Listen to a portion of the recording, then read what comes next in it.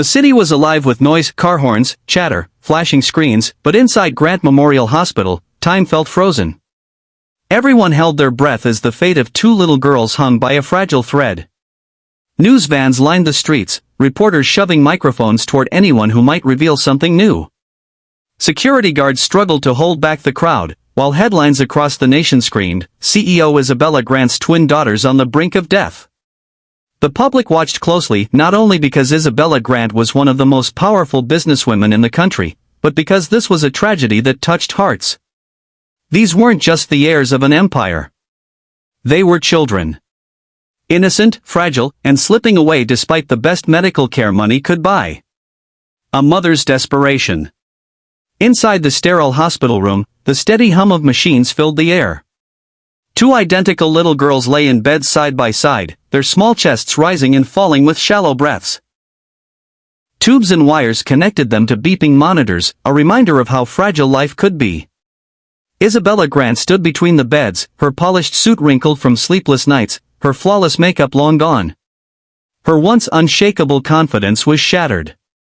She had conquered boardrooms, crushed competition, and built an empire that touched every corner of the globe. But now, faced with the one battle that mattered most, she was powerless. The doctors had tried everything. Specialists from Europe, Asia, America each flown in at unimaginable costs. Cutting-edge treatments, experimental medicine, all attempted and all failed. Mrs. Grant, one doctor whispered hesitantly, "We've reached the limits of what modern medicine can do."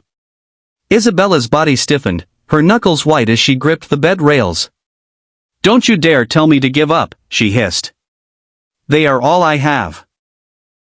But as the doctors left quietly, exchanging helpless glances, Isabella collapsed into a chair, burying her face in her hands. She had never cried in front of her employees, her rivals, or the public, but tonight, she sobbed like a broken child. Across town, the single dad. While the world focused on Isabella's tragedy, in a small modest home across town, Daniel Rivers brewed coffee in his worn kitchen.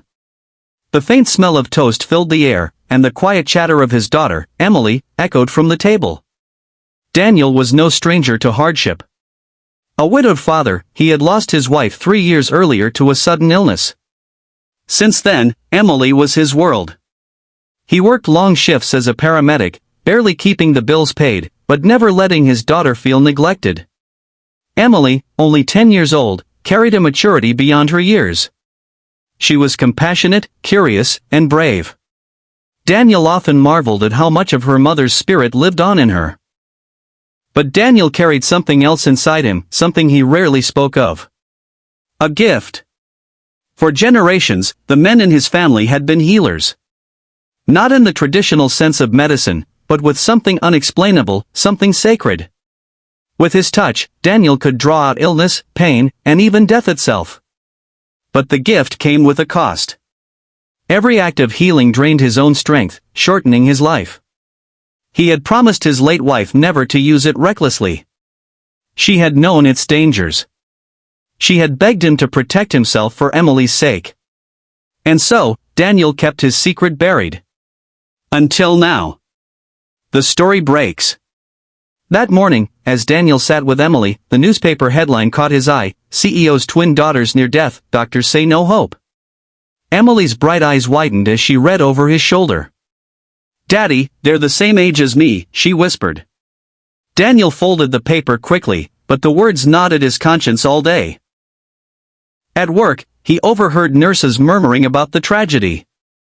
"They won't last the week," one nurse said grimly. That night, unable to sleep, Daniel sat by the window, staring at the stars. Emily padded in, her small feet quiet on the wooden floor. "Daddy, are you thinking about those girls again?" she asked softly. Daniel sighed, pulling her into his lap. "Yes, sweetheart. But there's nothing I can do." Emily looked up at him with the kind of innocent wisdom only children possessed. "Mom used to say your gift was meant to help people. Maybe this is why you have it." Her words pierced his heart. Could it be? Was this the moment fate had prepared him for? Breaking through the gates. The next morning, Daniel made his decision. After dropping Emily at school, he drove straight to Grant Memorial Hospital. The building was swarmed by cameras and guards. When he approached, a guard shoved him back. "No one gets through without clearance." "I need to see Isabella Grant," Daniel said firmly. The guard laughed. "Get in line. Hundreds have tried, healers, priests, quacks. What makes you different?" "I might be their only hope," Daniel replied simply. Hours passed as Daniel pleaded his case. He was mocked, ignored, nearly arrested. But fate intervened when a nurse recognized him. Years ago, Daniel had saved her son in the back of an ambulance. "Let him in," she told Isabella's assistant. "He's not a fraud." Reluctantly, Isabella agreed to see him. The first meeting. In a private waiting room, Isabella sat with her arms crossed, her eyes red from sleepless nights. She barely glanced at Daniel. "You're not a doctor," she said flatly. "No," Daniel admitted. "I'm a father. And I have a gift, one that might save your daughters." Isabella's laugh was bitter, almost cruel. "Do you know how many miracle workers I've wasted time on? Money can't fix them. And you expect me to believe a stranger off the street can?" Daniel didn't flinch. He met her gaze steadily. "I can't promise success. But I promise I." That evening, Daniel was escorted into the twins' room. The doctors watched skeptically, whispering behind clipboards. Isabella stood frozen, every nerve on edge. Daniel approached the beds. He could see how frail the girls were, their skin pale, their tiny hands limp. They looked almost identical to Emily when she was sick with fever years ago. Closing his eyes, Daniel placed his trembling hands gently on the first child's chest. A warmth spread from his palms. His breathing quickened. Sweat trickled down his brow. The monitors beeped wildly. Nurses gasped. Slowly, the girl's color returned. Her chest rose with deeper breaths. She stirred, whispering faintly. Daniel turned to the second twin. His body already weak, his vision blurred, but he pressed on. He laid his hands on her, whispering a prayer. His own strength drained faster now. He could feel himself collapsing inside. "Stop!" Isabella cried. "You'll kill yourself." Daniel's voice was faint but firm. "They need this more than I do." Minutes passed like hours. Then suddenly, both girls opened their eyes, blinking weakly.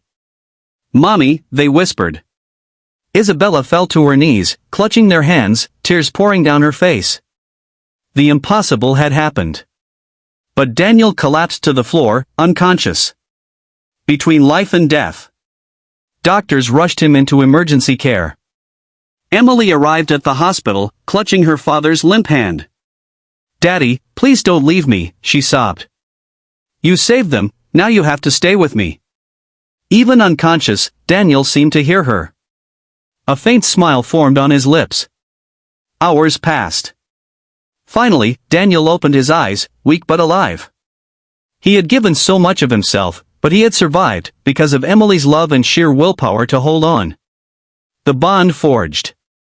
Weeks later, Isabella visited Daniel and Emily at their humble home.